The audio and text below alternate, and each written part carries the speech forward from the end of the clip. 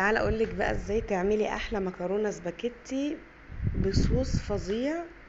كله هيسألك عملتيها ازاي بالطريقه دي. بعملها على طول، وبالذات السباكيتي بتطلع معايا مفلفله وجميله قوي.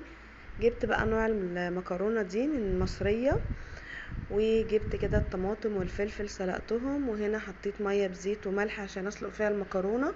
واول ما غليت رحت مكسره المكرونه السباكيتي ونازله بيها في الميه على طول، وهقلبها بقى كده بالشكل ده. اقلبها لحد ما تبقى تمام كده تستوي. طبعا بنفضل نقلب فيها كده من 7 دقايق ل10 دقايق على حسب بقى ايه انتي بتحبيها، مستوية قوي او نص سوا. انا بسويها كويس وبعدين بطلعها واشطفها. هنا كده سلقت الطماطم والفلفل وقفلت عليهم، هسيبهم يبردوا شوية وبعدين اضربهم في الخلاط. وهنا برضو بقلب في المكرونة.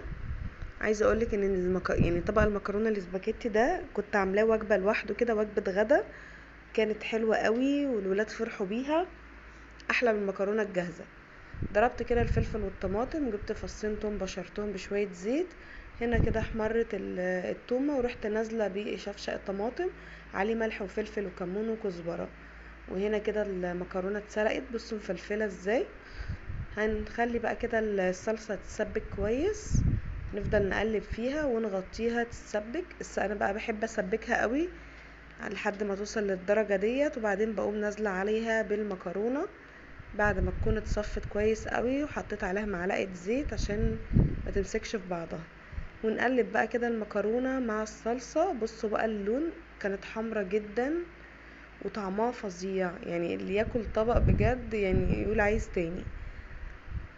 نقلب بقى فيها كده لحد ما تتغلف بالصوص، وانا اوريدي مسويها كويس فما غطيتهاش بقى ووطيت عليها والكلام ده. هي تقلبتين كده في الصلصة على النار، وبعد كده بقدمها على طول من غير بقى ولا بطاطس ولا بانيه ولا اي حاجة مكلفة. هي ممكن كده تبقى وجبة في الحر اللي احنا فيه ده، اصلا الواحد مش متحمل ياكل يعني حاجات تقيلة. هي ايه، طبق المكرونة ده كان كفاية قوي. وده كده كان الغدا. بصوا الجمال، تحفة بجد ومفلفلة جدا. جربوا بقى المكرونة بالطريقة دي وابعتولي المكرونة بتاعتكم في الكومنتات.